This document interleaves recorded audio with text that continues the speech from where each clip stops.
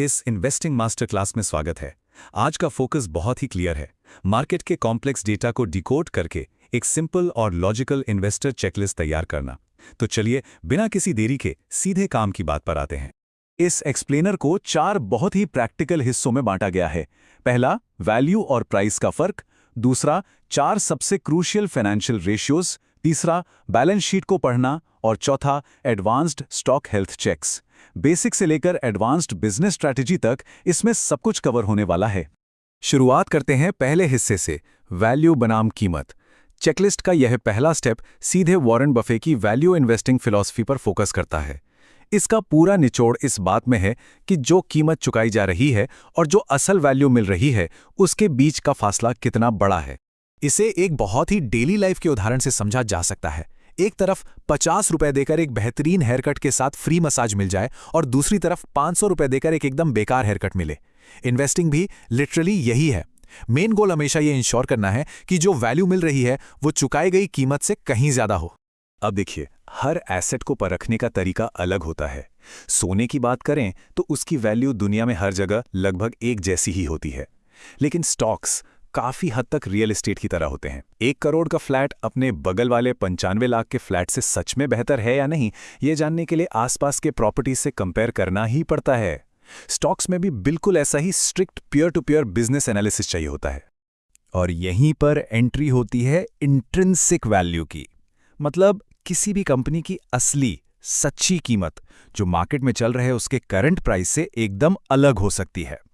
आज के modern screeners 1 second में बता देते हैं कि कोई स्टॉक अपनी इंट्रिंसिक वैल्यू से नीचे ट्रेड कर रहा है या नहीं। किसी भी इन्वेस्टिगेशन के लिए ये लिटरली पहला ग्रीन सिग्नल होता है। एग्जाम्पल के तौर पर, जब आईटीसी के शेयर्स 200 रुपए से भी नीचे ट्रेड कर रहे थे, तब उन्हें एक्वायर करना फंडामेंटली एक बहुत ही शानदार फैसला था। क्यों? क्योंकि करंट प्राइस उसकी कैलकुलेटेड इंट्रिंसिक वैल्यू से काफी नीचे चल रहा था। अब बढ़ते हैं इस इन्वेस्टिगेशन के दूसरे चरण पर, 4 क्रूशियल फाइनेंशियल रेशियोज। ये वो सिंपल मैथमेटिकल नंबर्स हैं जो फाइनेंस के भारी भरकम शब्दजाल को एक झटके में साफ कर देते हैं। सबसे पहले बात करते हैं पीई रेशियो यानी प्राइस टू अर्निंग की। ये सिंपल सा नंबर एग्जैक्टली ये बताता है कि कंपनी के प्रॉफिट का सिर्फ 1 रुपया कमाने के लिए शुरुआत में कितने पैसे एडवांस में चुकाने पड़ रहे हैं। जाहिर सी बात है, 1 रुपया कमाने के लिए 100 रुपये दांव पर लगाने से बेहतर है सिर्फ 10 रुपये लगाना। इसीलिए हिस्टोरिकली 20 से कम के पीई रेशियो को वैल्यूएशन के लिए एक बहुत ही सॉलिड बेंचमार्क माना जाता है। इसके साथ ही 2 और क्रूशियल पैरामीटर्स पिक्चर में आते हैं, प्राइस टू बुक और डेट टू इक्विटी। एक low price to book ratio ये इंश्योर करता है कि एसेट्स बहुत ही सस्ते में मिल रहे हैं। वहीं दूसरी तरफ लो डेट टू इक्विटी रेशियो इस बात का कंफर्मेशन है कि कंपनी ने मार्केट से कोई बहुत ही खतरनाक लेवल का कर्जा नहीं उठाया हुआ है। चौथा और बहुत ही काम का नंबर है करंट रेशियो। ये एक बेहतरीन सेफ्टी चेक है। Current ratio basically current assets को करंट लायबिलिटीज से डिवाइड करके निकाला जाता है। ये साबित करता है कि कंपनी के पास अपनी तुरंत चुकाई जाने वाली देनदारियों से निपटने के लिए तुरंत कैश जनरेट करने वाले एसेट्स कहीं ज्यादा मौजूद हैं। एक आइडियल करंट रेशियो हमेशा 1 से ऊपर होना चाहिए। एक बहुत ही बढ़िया सिनेरियो इमेजिन करते हैं, एक ऐसा बिजनेस जिसके पास 20 करोड़ के एसेट्स हैं लेकिन लायबिलिटीज सिर्फ 10 करोड़ की हैं। इसका करंट रेशियो हुआ 2। यह किसी भी बिजनेस के लिए एक बेहद कंफर्टेबल और स्ट्रांग पोजीशन होती है। तो रेशियोज की चेकलिस्ट पूरी हुई। अब बढ़ते हैं तीसरे स्टेप की तरफ, बैलेंस शीट पढ़ना। ये नाम सुनकर अक्सर घबराहट होती है, लेकिन चलिए इस कॉर्पोरेट बैलेंस शीट के डरावने से दिखने वाले स्ट्रक्चर को एकदम सिंपल भाषा में डिकोड करते हैं। फाइनेंस के एक्सपर्ट्स को मुश्किल टर्म्स यूज करना बड़ा पसंद है, लेकिन टॉप लाइन का बहुत ही सीधा सा मतलब है कंपनी की टोटल सेल्स या रेवेन्यू, और बॉटम लाइन ये कुछ और नहीं, बस वो असली मुनाफा है जो सारे खर्चे कटने के बाद आखिर में बचता है, द एक्चुअल नेट प्रॉफिट। अब इस टेबल पर नजर डालते हैं। ये कंसिस्टेंसी के गोल्डन रूल को बहुत ही शानदार तरीके से दिखाती है। सबसे स्मार्ट इन्वेस्टर्स हमेशा एक ही चीज ढूंढते हैं, साल दर साल सेल्स, प्रॉफिट और एसेट्स का ग्राफ ऊपर जाना चाहिए, जबकि लायबिलिटीज यानी कर्ज लगातार कम होना चाहिए। बस यही असली सक्सेस का फॉर्मूला है। इसके अलावा एक हेल्दी बिजनेस को एक्चुअल में फ्री कैश फ्लो जनरेट करना चाहिए।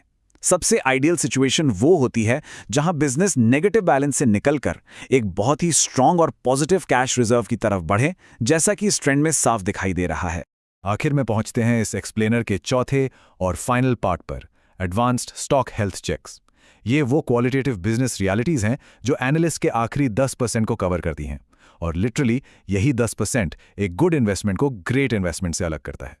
किसी भी स्टॉक का फ्यूचर इस बात पर बहुत ज़्यादा टिका होता है कि आने वाले समय में मार्केट की डिमांड क्या होगी। जैसे कि आज पूरी दुनिया कोयले से हटकर रिन्यूएबल एनर्जी और इलेक्ट्रिक व्हीकल्स की तरफ शिफ्ट हो रही है। और हाँ, अगर रेलवे सेक्टर में IRCTC की तरह एक क्लियर और अनशेकेबल मोनोपोली हो तो वो फ्यूचर ग्रोथ का एक बहुत ही बड़ा इंडिकेटर बन जाता है। मार्केट में कॉम्पिटिटर्स पर नजर रखना भी उतना ही क्रूशियल है। एक सिचुएशन इमेजिन करते हैं, एक कॉम्पिटिटर जिसके पास 1000 करोड़ रुपए का भारी भरकम कैश रिजर्व पड़ा है, वो सिर्फ 15 करोड़ रुपए पर सर्वाइव करने वाले बिजनेस को मार्केट में कितनी आसानी से कुचल सकता है।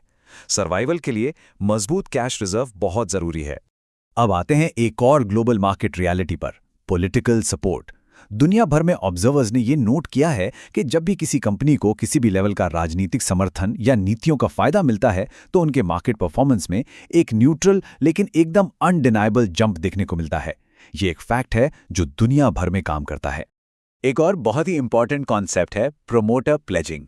जब फाउंडर्स लोन लेने के लिए अपने ही शेयर्स गिरवी रख देते हैं तो इसे हाई प्रोमोटर प्लेजिंग कहते हैं, और ये एक बहुत ही बड़ा रेड फ्लैग है। लेकिन इसके बिल्कुल उलट, अगर फाउंडर्स खुद अपने शेयर्स वापस खरीद रहे हैं तो ये इंटरनल कॉन्फिडेंस का एक जबरदस्त सिग्नल होता है। और आखिर में बड़े प्लेयर्स को ट्रैक करना। जब म्यूचुअल फंड्स और फॉरेन इंस्टीट्यूशनल इन्वेस्टर्स यानी FII अपना पैसा किसी स्टॉक में डालते हैं तो ये स्मार्ट मनी का एक बहुत बड़ा वैलिडेशन होता है। ये इंडिकेट करता है कि इस स्टॉक के फंडामेंटल्स वाकई स्ट्रांग हैं। चलिए इस पूरी इन्वेस्टिगेशन को एक बहुत ही क्रिटिकल सवाल के साथ खत्म करते हैं। आज जो भी स्टॉक्स पोर्टफोलियो में मौजूद हैं, क्या वो सच में कोई इंट्रिंसिक वैल्यू होल्ड करते हैं या फिर उन्हें बस एक बहुत ही हाई और इन्फ्लेटेड प्राइस पर खरीद लिया गया था? ये एक ऐसा सवाल है जिसका जवाब ही इन्वेस्टिंग की दुनिया में असली गेम चेंजर साबित होता है।